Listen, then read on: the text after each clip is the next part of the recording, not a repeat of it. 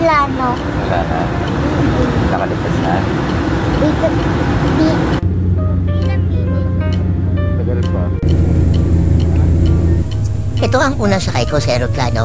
Maaga ang flight namin ni Papa papuntang Legazpi. Papasyaran namin si ate. First time ko kaya medyo excited ako kung anong feeling ng pagsakay sa eroplano.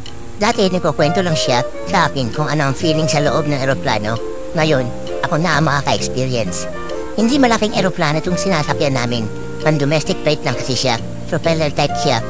Yung parang ginagamit ng mga Hapon nung sinakop nila ang Pilipinas. Sabi ni Papa, parang tora-tora daw. Di ko nga alam kung aabot ka sa Bicol. Pagbaba na aeroplano, sinalubong kami ni ate with matching papayong. Kala ko ihahatid kami sa gate. Dito kami muaba sa bago nilang airport, sa Bicol International Airport. Yung dati daw kasi nilang airport is doon sa Legazpi. Baka natin gamit natin dyan, be. Tingnan mo ha, tingnan mo yung gamit natin ha. Yung bag. Oh. Kita? Ayan o. Ayan. Ano.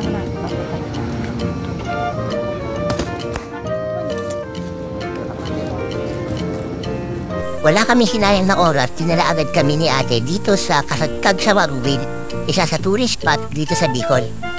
Kulang ang punta dito sa Bicol, kundi makakapag-picture dito. Medyo maulap pero nagpakita naman sa amin ang bayon. Sabi kasi nila, dito pag hindi daw nagpakita sa iyo ang bayon, natatakpan siya na maulap at di mo nakita ng buo. Hindi ka daw welcome dito. Ano, nakita mo? Ano nakita mo? Moon. Nakita ng moon. Ah.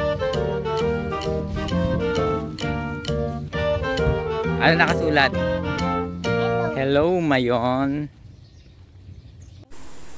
Ito nga pala si ate, siya ang pinuntahan namin dito at siya ang tour guide namin ngayon.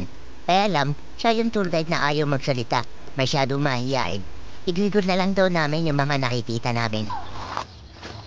Ayan, sa Flamingo.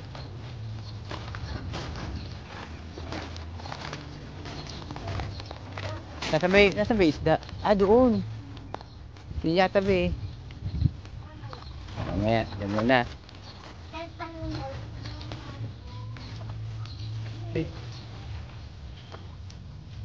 Ay, dami.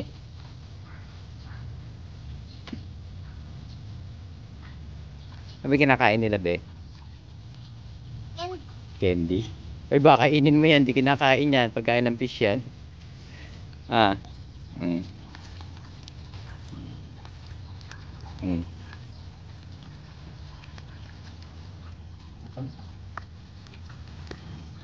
Tulog na sila, no?